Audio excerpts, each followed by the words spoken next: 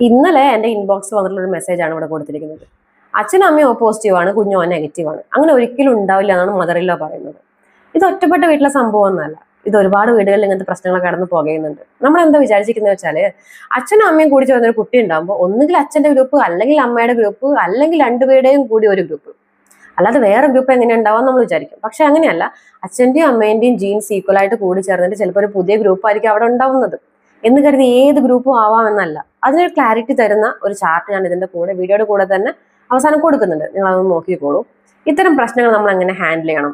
മിക്കപ്പോഴും ഡെലിവറി കഴിഞ്ഞ് ഹോസ്പിറ്റലിൽ വിടുന്നതിന് മുമ്പ് തന്നെ റിലേറ്റീവ്സിന്റെ ഇടയിൽ ഇങ്ങനത്തെ സംസാര വിഷയങ്ങളൊക്കെ വരാറുണ്ട്. അങ്ങനെയുള്ള സന്ദർഭങ്ങളിൽ നമ്മൾ മിണ്ടാതിരുന്ന് കേൾക്കാതെ അവരെയും കൂട്ടി ഡോക്ടറുടെ അല്ലെങ്കിൽ നഴ്സിന്റെ അടുത്ത് പോയിട്ട് കാര്യങ്ങൾ ചോദിച്ച് മനസ്സിലാക്കുക. അവർ നിങ്ങൾക്ക് വ്യക്തമായിട്ട് പറഞ്ഞു തരും. ഇനി ഈ കാര്യങ്ങളൊന്നും ക്ലിയർ ചെയ്യാതെ നിങ്ങൾ മുന്നോട്ട് പോകുമ്പോൾ എന്താ സംഭവിക്കുകയെന്ന് വെച്ചാൽ, ഇതിങ്ങനെ ഇടയ്ക്കിടയ്ക്ക് പറഞ്ഞുകൊണ്ടിരിക്കും വീട്ടിലുള്ളവർ. അത് കേട്ട് വളരുന്ന കുട്ടികൾക്ക് അതൊരു വിഷമാണ്. ഈ കപ്പിൾസിന്റെ ഇടയിലുള്ള വിശ്വാസത പോലും ചിലപ്പോൾ തകർന്നു പോയേക്കാം. നമ്മൾ വീട്ടിലുള്ള സന്തോഷവും സമാധാനവും മറ്റുള്ളവരുടെ അറിവില്ലായ്മ കൊണ്ട് തകരാൻ നമ്മൾ സമ്മതിക്കരുത്. അവരെ എഡ്യൂക്കേറ്റ് ചെയ്യുക എന്നുള്ളതാണ് നമുക്കുള്ള ഒരേ ഒരു വഴി. അപ്പൊ അത്രേ ഉള്ളൂ. ശരി എന്നാ.